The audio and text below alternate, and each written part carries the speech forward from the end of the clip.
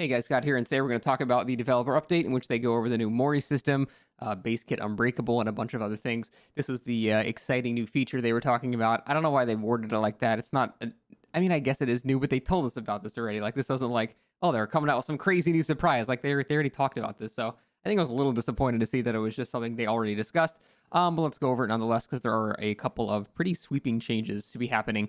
And I'm not sure how I feel about a lot of them, but let's just go over it. So, the first thing is the finishing Mori. They're basically removing how Moris currently work, which is an offering that allows you to kill someone that's on their death hook on the ground with a special animation. To be fair, they do have all these Mori animations that you don't really see ever unless you're specifically using either Devour Hope or one of the Mori offerings. So I get that they want it to be a more central part of the game, and this is why they're doing this. So I get the reasoning behind it. It does seem just sort of like why, but it's not, to me, it's not really bad or good. It's just like why.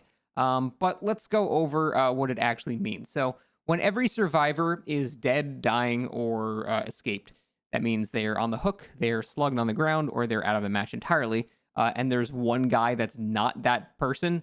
They become the last survivor, and basically the killer gets shadowborn, the survivor gets shadowborn. They get more FOV to indicate that the last person left. And if that person on the ground, or if the person being chased with the last survivor goes down, the game just immediately ends. Anyone that could possibly be recovering with, their Unbreakable or whatever, they just die instantly. And, the person that's being chased will get moried with the special animation. So, this has the potential to cause games to end even faster than before because now the killer doesn't have to go around, pick everybody up, look for people. But it also means if you brought perks like Unbreakable and stuff like that, you're not going to have a chance to really finish using them. Like, say, there's two guys on a hook and two guys left. You with Unbreakable get down by the killer. It's a nurse. Nurse slugs you, sees the other guy, blinks to him, and then 15 seconds later downs him too. You don't get to use your Unbreakable. You just die instantly. So that can be seen as a buff to killer.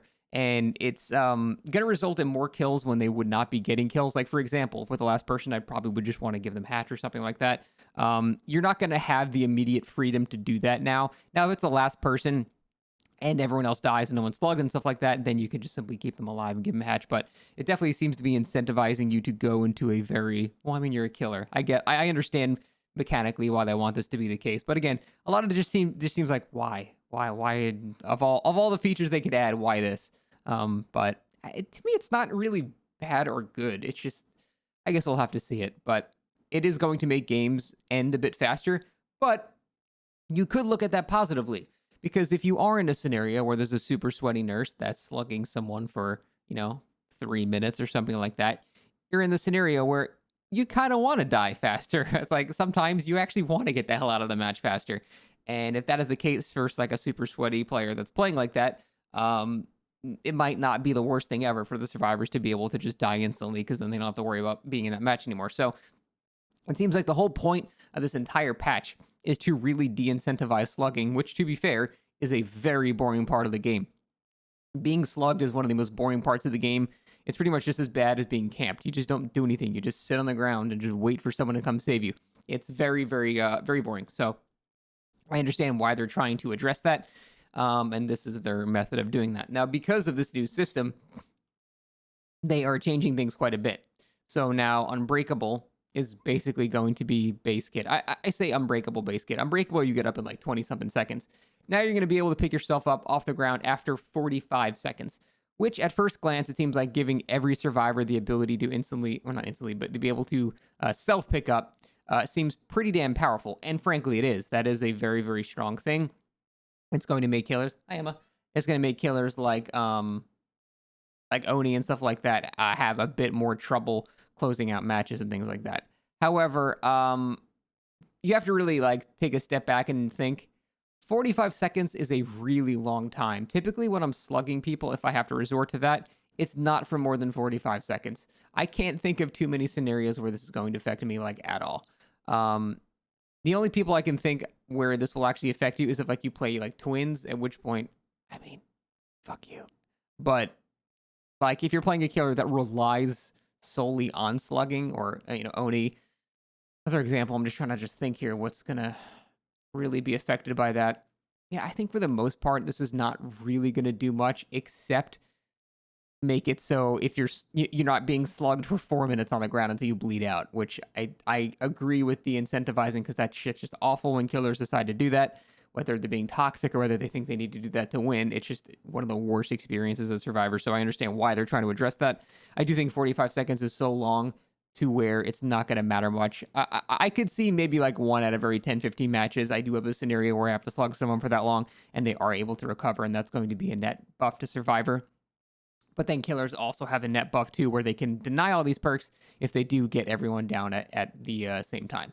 So I'm not really quite sure whether or not I think this is Survivor or killer sided. They both seem to have some type of scenarios in which they're getting benefits from this. It's kind of hard to say. I think we're gonna have to play around with this a bit, because 45 seconds seems like a really long time. However, because they're changing that, perks like Unbreakable, Exponential, No Mither, and Soulguard, they're having their effects change. So now Unbreakable is just going to make you get up like 100% faster, which means instead of the 45 seconds, now you've got the 22 seconds, which is close to, I think, what it is right now, right? It's something around that ballpark. So yeah, I don't know. This is really, really difficult to tell whether this is killer or Survivor sided. I think they're not going to try to buff any specific side right now. I think they're trying to address problematic scenarios, which is slugging everyone to death. And I think they've kind of mildly succeeded at that.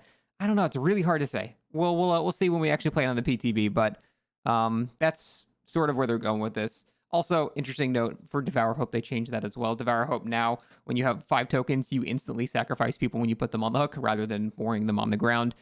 Considering how long some Moris are, it's probably not even going to be a nerf. It's going to be pretty much killing people at the exact same rate. So I don't really consider that a nerf. I think it's just changed to be more thematic with hooking people instead. So it's still a pretty cool effect. Rancor has been made, honestly, a lot worse. You basically just do no-ed on one guy now. It's pretty shit, to be honest. No Mither, I would imagine, is somehow even worse than it currently is, because I don't see any other benefits to it now. I don't know why the hell you'd ever run that perk. Unbreakable seems very strong, but it's always been very strong, so it's not really too crazy. And finally, they actually changed the Mori offerings to give you a bunch of bonus blood points. I assume that will go over the cap, considering it goes up to 20,000, which is higher than any specific category, if you do specific requirements and use your Mori offerings. So I kind of like that. More blood points that go over the cap is always great, in my opinion, especially if you're having, Survivor incentives or things like that. Although I guess the Survivor incentives wouldn't really benefit your Mori offerings. Hey, if you play killer at 4 a.m., in some town in Idaho, then you might have like a 50% killer bonus. So it might stack. But other than that, that's the main changes that are coming on the PTB. Again, I'm a little disappointed. I thought there was going to be a new mechanic, not something they already discussed. And this doesn't really change the gameplay too much for me specifically. I don't really think I'm gonna notice like any of this. I guess I'm gonna end up killing people more when I don't want to, like when I want to give them the hatch. That's probably what's gonna happen. Other than that, I can't imagine this is going to affect me too much. I don't slug that much, and when I do, it's usually not for 45 seconds. So I think their whole goal here was to address people that are trying to be jerks, and they pick a super sweaty nurse and they just want to slug everyone for 4 minutes of death while kind of BMing them and stuff like that. I think that's what they're trying to address, because no one wants to sit on the ground for 4 minutes. It's just awful. But it remains to be seen whether or not this is going to lean on killer or Survivor sided. It might be a slightly Survivor sided thing, but we'll see. This is kind of hard to tell. So that's pretty much it. I just want to go over that. Yeah, thanks for watching. See you next time. And this is Emma. That's her ass anyway.